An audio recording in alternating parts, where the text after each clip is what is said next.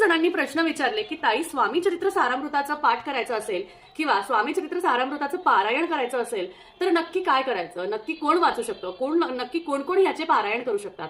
तो तुम्हाला सांगते, ज्या व्यक्तीला व्यवस्थित वाचन येतं, म्हणजे आता समजा लहान मुलगा आहे, 11-10 वर्षाच्या पुढची मुलं ज्यांना व्यवस्थित मराठी वाचता येतं, त्या वयापासून तर अगदी वयस्कर माणसापर्यंत, वयस्कर व्यक्तीपर्यंत ह्या ग्रंथाचं पठण कोणीही करू शकतं, कोणीही याचं पारायण करू शकतं.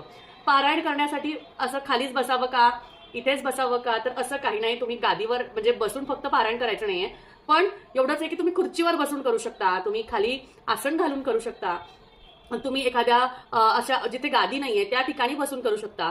पण हे पारायण कोणीही करू शकतो. त्यामुळे तुम्हाला जर का ह्या 10 एप्रिल 2024 आपल्या स्वामींच्या प्रकट दिनानिमित्त स्वामी चरित्र सारामृताचं पारायण करायचं असेल तर नक्कीच करू शकता. त्या दिवशी पारायण केलं